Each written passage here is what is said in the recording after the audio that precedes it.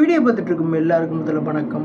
இந்த வீடியோ நம்ம டிஸ்கஸ் பண்ண போகிறோம்னு பார்த்தீங்கன்னா, மல்டி ஸ்டாரர் எங்கேருந்து வந்து ஆரம்பிச்சிது, இந்த ஆரம்பம் வந்து எங்கேருந்து வந்து தோன்றி இப்போ எங்கே வரைக்கும் வந்து வந்திருக்குன்றத ஒரு டீட்டெயில் எக்ஸ்ப்ளனேஷனோட இந்த வீடியோ நம்ம டீட்டெயிலாக டிஸ்கஸ் பண்ண போகிறோம்.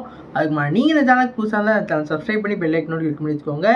வாங்க நம்ம வீடியோக்குள்ளே போகலாம். மல்டி ஸ்டாரர்னு சொன்னாலே நமக்கு வந்து நான் வந்து விக்ரம், லியோ, அப்புறம் வந்து கைதின்னு சொல்லிட்டு பல நாவல்கள் வந்து உங்களுக்கு வந்து ஏற்பட்டிருக்கும். இதுக்கெல்லாம் ஆரிஜினாக இருந்ததுன்னு பார்த்தீங்கன்னா, ஒரு ஆட் ஷூட்டுன்னு சொன்னால் நீங்கள் நம்புவீங்களா? குறிப்பாக சொல்லணும்னா கல்யாண் ஜுவல்லர்ஸோட ஆட் ஷூட் தான் இந்த கான்செப்ட்கான ஒரு மேஜர் ஆரிஜினாக இருந்திருக்கு. குறிப்பாக கல்யாண் ஜுவல்லர்ஸில் பார்த்தீங்கன்னா நம்மளோட அமிதாப் பச்சன், அப்புறம் வந்து பிரபு, அப்புறம் வந்து நம்மளோட விக்ரம்னு சொல்லிட்டு பெரிய ஸ்டார் கிளாஸ்லாம் வச்சு ஒரு ஆட் ஷூட் வந்து எடுத்திருப்பாங்க. அது வந்து அப்படியே வந்து டெவலப் ஆகி ஒவ்வொரு மூவிஸ்லேயும் வந்து ஒரு கேமியோ அந்த மாதிரி வந்து கொண்டு போயிட்டுருப்பாங்க. குறிப்பாக சொல்லணும்னா அந்த சுபநாள்னு ஒரு படம் இருக்கும். அந்த படத்தை வந்து ஒரு 7 நாளில் எடுத்திருப்பாங்கன்னு சொல்லுவாங்க.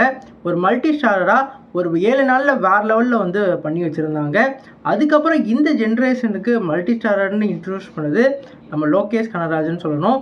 குறிப்பாக வந்து கைதியில் வந்து நம்மளோட டில்லி, அதாவது நம்மளோட கார்த்தி, அப்புறம் வந்து அதில் ப்ளே நரைனு, அப்புறம் தீனான்னு சொல்லிட்டு இந்த சின்ன சின்ன ஆர்டிஸ்ட்டை வச்சு ஒரு மல்டி ஸ்டாரர் ட்ரை பண்ணியிருந்தார். அதுக்கப்புறம் வந்து அவர் எடுத்த அந்த மாஸ்டர் அப்புறம் விக்ரம் தான் ஒரு மல்டி ஸ்டாரருக்கான தொடக்கமாக திருப்பி வந்து அமைஞ்சதுன்னு சொல்லலாம். குறிப்பாக விக்ரம்லலாம் நம்மளோட ஃபகத் ஃபாசில், அப்புறம் வந்து கமலஹாசன், அப்புறம் விஜய் சேதுபதினு சொல்லிட்டு இந்த 3 ஆர்டிஸ்ட்டையும் வேறு லெவலில் ஹேண்டில் பண்ணியிருப்பார். அந்த படத்தில் ஹேண்டில் பண்ணது மட்டும் இல்லாமல் ஒவ்வொரு கேரக்டருக்கும் வந்து ஒரு மேஜரான ஒரு ரீசனும் அதே மாதிரி ஒரு இம்பார்ட்டன்ஸும் கண்டிப்பாக கொடுத்துருப்பாரு. நம்ம எடுத்துக்காட்டாக சொன்னோம்னா ஃபகத் ஃபாசிலுக்கு வந்து இன்வெஸ்டிகேஷன் ஜானரில் அவருக்கான ஒரு இம்பார்ட்டன்ஸ் இருக்கும்.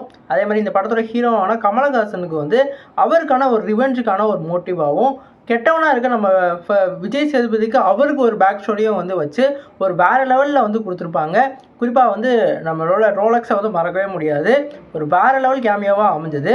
ஆனால் அதுக்கப்புறம் வந்து அவர் எடுத்த லியோவும் சரி, அதுக்கப்புறம் கூலியும் சரி, அவ்வளோ வந்து கேமியோஸ்க்கான இம்பார்ட்டன்ஸ் கொடுக்கலான்னு தான் சொல்லணும்.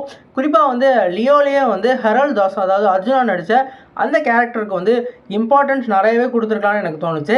ஏன்னா அதுக்கான ஒரு இன்ட்ரோடக்ஷன் ஒரு வீடியோ வந்திருக்கும். அவருக்கான ஒரு பிஜிஎம்மை வேறு லெவலில் நம்ம அனிருத் அவர்கள் போட்டிருப்பார். அவரோட கெட்டப்பும் அதே மாதிரி ரிவீல் சீனும் வந்து வேறு லெவலில் இருக்கும். ஆனால் அவருக்கான இம்பார்ட்டன்ஸ் அந்த படத்தில் வந்து கம்மியான மாதிரி தான் தெரிஞ்சது. அதே மாதிரி தான் கூலியில் வந்து நம்ம ரஜினிகாந்த், நாகார்ஜுனா, அப்புறம் வந்து உப்பண்ணான்னு சொல்லிட்டு ஒரு பெரிய ஸ்டார் கேஸ்டாக இருந்திருந்தாலும் அவங்களுக்கான இம்பார்ட்டன்ஸ் வந்து கொடுக்கலன்னு தான் சொல்லி ஆகணும். குறிப்பாக உப்பண்ணாக்கெலாம் வந்து கொடுக்கவே இல்லை. அமெரிக்கானுக்கெலாம் எதுக்கு வந்தாருன்னே தெரியாத அளவுக்கு ஒரு கேமியோவை தான் கொடுத்துருந்தாங்க. அதனால தான் அந்த படம் வந்து ஒரு மிகப்பெரிய ஃப்ளாப்பாக வந்து அமைஞ்சிருந்தது. ஆனால் இந்த ஆரிஜின் வந்து இப்போ வந்து கொண்டு வந்து இப்போ எல்லா படத்துலையும் ஒரு கேமியோ கண்டிப்பாக வச்சு தான் ஆகணுன்ற அளவுக்கு இப்போ வந்து வளர்ந்துருக்கு. கேமியோ வைக்கவே வேணான்னு சொல்லலை. ஆனால் அந்த கேமியோக்கான ஒரு இம்பார்ட்டன்ஸை வந்து வேறு லெவலில் கொடுத்தா இந்த படம் கண்டிப்பாக வந்து பேசப்படும்னு சொல்லலாம். இதுக்கான ஆரிஜின் வந்து நம்ம சொன்ன மாதிரி கல்யாண் ஜுவல்லர்ஸோட ஆடாக தான் இருக்குது. நீங்கள் இதை பற்றி திங்க் பண்ணியிருக்கீங்களா? எந்த படம் உங்கள் மல்டி ஸ்டாரில் ஒரு வேறு லெவலில் எக்ஸ்பீரியன்ஸை கொடுத்துச்சுன்னு சொல்லிட்டு கமெண்ட் பாக்ஸில் கமெண்ட் பண்ணுங்கள். சேனல் புதுசாக இருந்தால் சப்ஸ்கிரைப் பண்ணுங்கள். நன்றி.